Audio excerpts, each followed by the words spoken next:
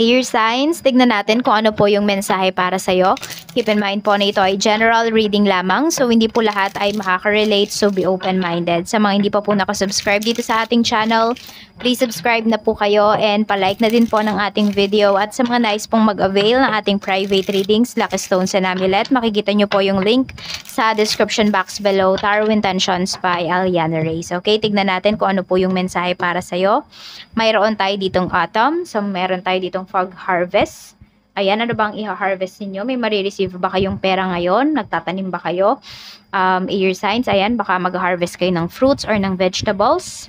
Or kung ano man itong pinaghirapan ninyo nitong mga nakakaraang buwan, pwede ngayon nyo palang makukuha yung bayad sa inyo. We have separation. So, some of you, separation pay yata ito. So, we have longing, separation. Meron tayo ditong rebirth, winter. So, ano kayo dito ngayon parang powerful kayo. Ayan yung nakikita ko sa inyo dito, air sign. So, pwedeng meron kayong mga bibilhin ngayong araw na ito.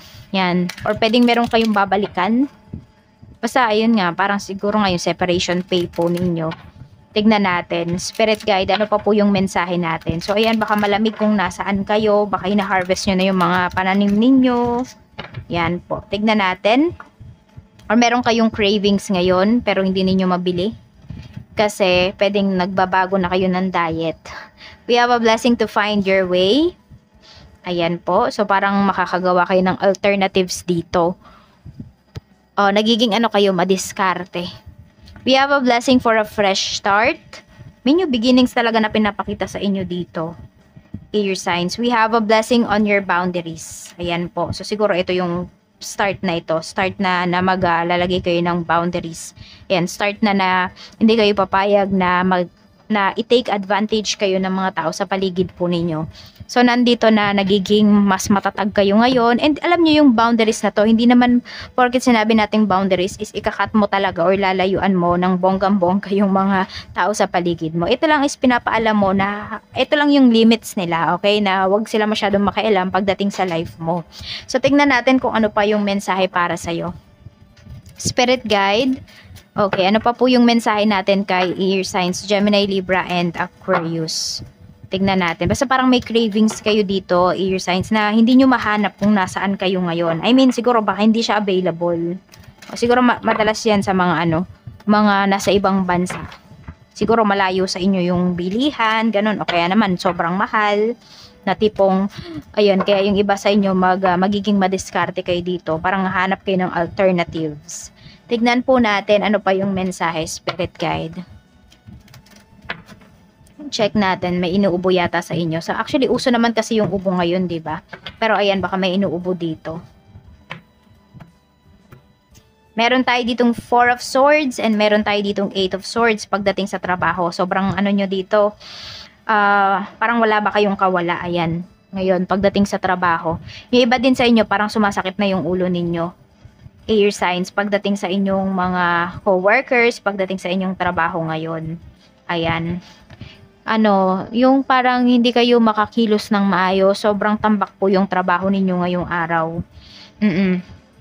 Tignan natin. So parang meron din dito minamadali kayo. Tignan po natin.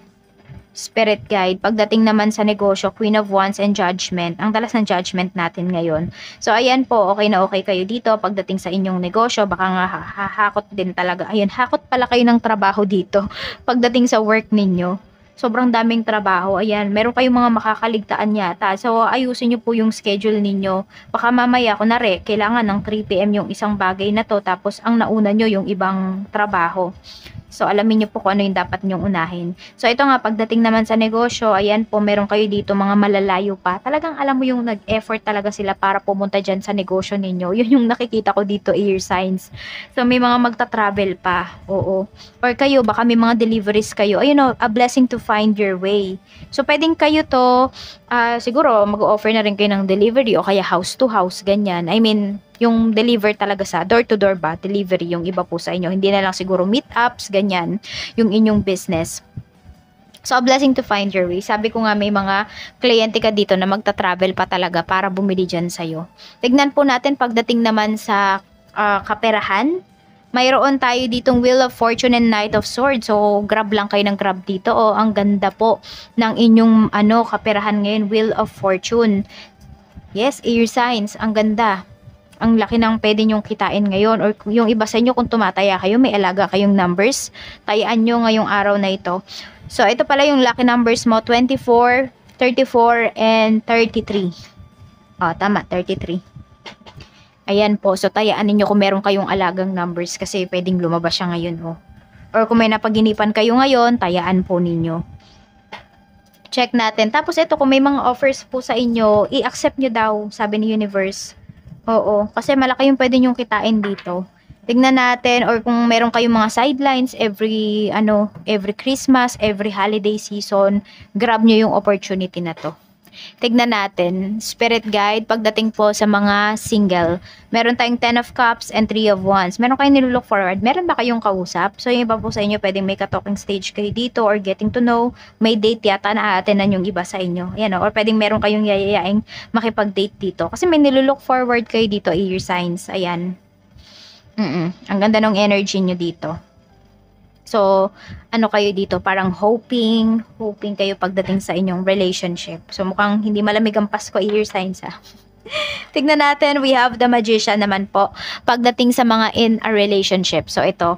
The Magician and 2 of Cups. Okay. So, mukhang may pinaplano din kayo dito ng person mo ngayong araw. So, di ba, kahit parang busy kayo, gagawa ng paraan yung person mo para makapag-reply, para matawagan ka, or para puntahan ka.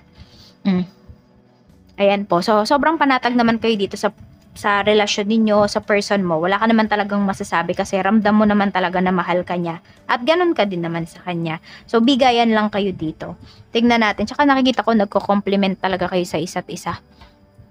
Nagko-compliment kayo ng person mo. What I mean? Oo. Parang kung ano yung strength mo, weakness naman niya. Yung weakness mo naman, strength niya. So, nagbibigayan talaga kayo dito. Tingnan natin. Some of you, kadil ninyo, twin flames po ninyo. So, we have 5 of Wands and 7 of Pentacles. Pagdating naman ito sa mga mag-asawa. So, ang pinapakita kasi dito, pwedeng ang problems ninyo is regarding finances. Ayan. So, naiinip. Or pwedeng meron dito, may sakit. May nararamdaman yata ngayong araw. Tapos, napakakulit. Ayaw magpa-check up. Ayan. Parang pinipilit nyo na, napakatigas talaga ng ulo. We have 10 of Swords. Ayun nga, pwedeng may nararamdaman, nasasaktan, pero tahimik lang, you know. Tapos, ito nga, pwedeng finances yung problema ninyo ngayon, mukhang sa trabaho ng asawa mo, or could be sa trabaho mo, air signs, mukhang merong ayaw ibigay dito na pera. Parang iniipit siya. Kailangan parang i-follow up. Sabi ko nga, di ba, pwedeng meron dito separation pay. Baka yun yung nilalakad po ninyong mag-asawa or ng asawa mo, or could be ikaw. So, ang tagal bago makuha. Alam mo yun, napafrustrate na kayo. Pinag-aawayan nyo na din to. Kasi pwedeng kailangan nyo talaga ng pera ngayon. Pero ito, ganun pa yung ginagawa. So, ayan po. Maraming salamat, air signs. Mag-iingat po kayo always and more blessings to come.